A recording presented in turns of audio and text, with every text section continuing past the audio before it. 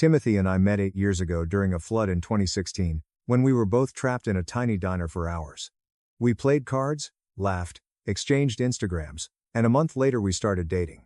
2 years after that, we got married. Now we have a 6-year-old daughter, Avery, my whole heart and human form.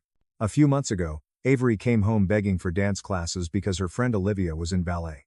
I thought it was perfect for her energy, so I brought it up to Timothy. His reaction was, wrong. He didn't just say no, he laughed, like it was ridiculous. Then he said we couldn't afford luxuries on his salary alone, and if I wanted expensive activities, I should contribute more financially. I was stunned. We'd agreed I'd go part-time after Avery was born. We weren't living lavishly, but we weren't desperate either. Timothy pulled up our bank app and showed me how little was left after bills.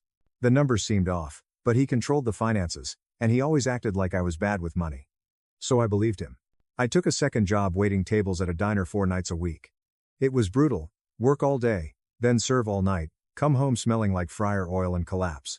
When I said I was exhausted, Timothy sneered and told me something I'll never forget: I didn't deserve to be tired if I barely contributed.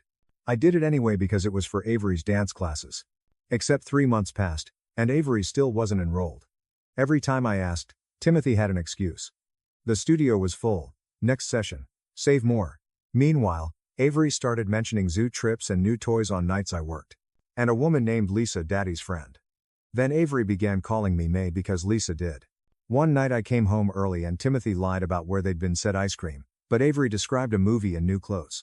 When I confronted him, he looked at me coldly and said, maybe if you were more fun, she'd still call you mommy.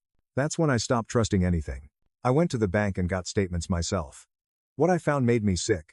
For 18 months Timothy had been transferring hundreds every month into a secret account, over $20,000 in a year. There were hotel charges, expensive restaurants, and a jewelry purchase over $1,000. I found papers for a condo I never knew existed. Plane tickets to Florida for him. And Lisa Harrington. My second job was never about dance classes. It was about keeping me busy, exhausted, and out of the way while he built a second life with our daughter. So I gathered everything: statements, photos, records, and met with a lawyer. I cut my shifts to be with Avery, signed her up for dance myself, and started taking my life back. And at his parents' anniversary party, I handed them the truth in a folder because I was done protecting his lies.